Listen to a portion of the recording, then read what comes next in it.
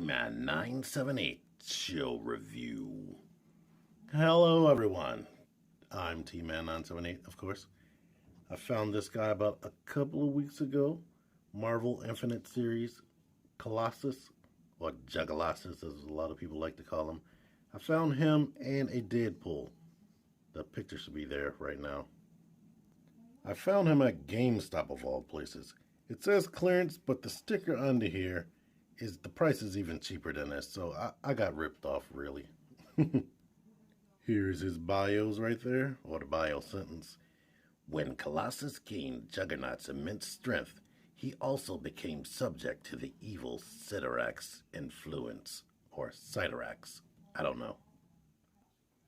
For a small little guy, this thing is very impressive.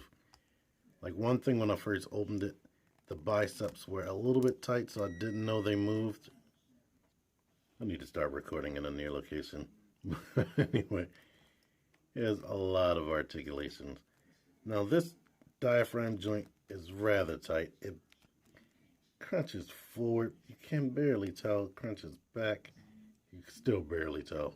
I mean, only thing you can see is the pectorals are closer to his belt. But it barely makes any aesthetic difference to me. The head rotates, but I'm not sure how far you should rotate it. I wouldn't rotate it more than this because I can see the joint under there and it looks like it's not supposed to be rotated.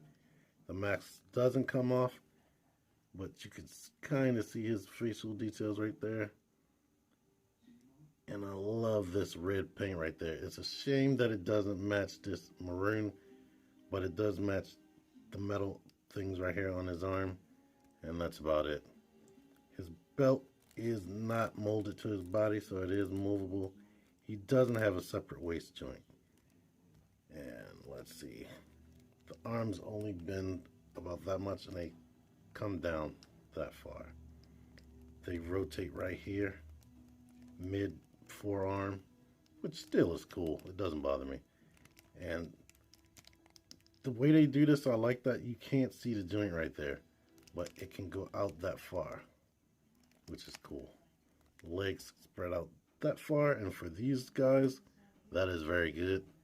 You can also kick up a lot, considering how thick these legs are. And the knees bend that far. And of course, he has the swivel right there, you can see that, and the boot cut. Only thing that's unfortunate is he doesn't have ankle pivot.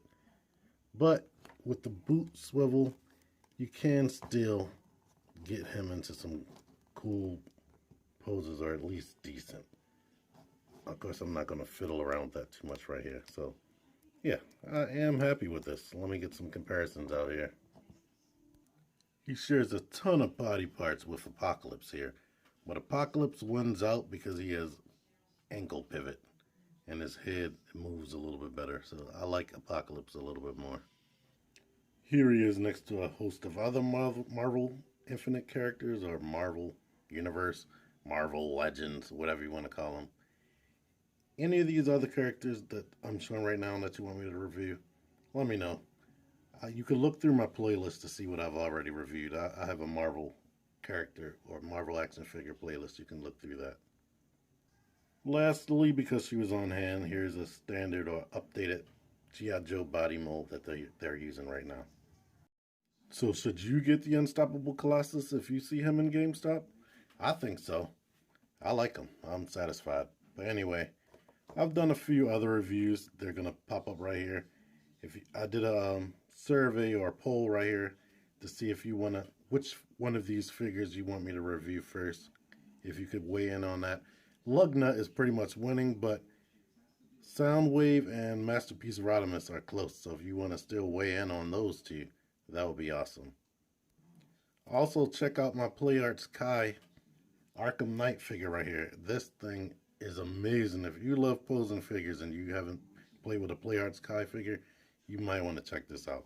Anyway, thanks for watching. Thanks for liking. Thanks for sharing. Thanks for subscribing. Thanks for commenting. T-Man 978 out of here.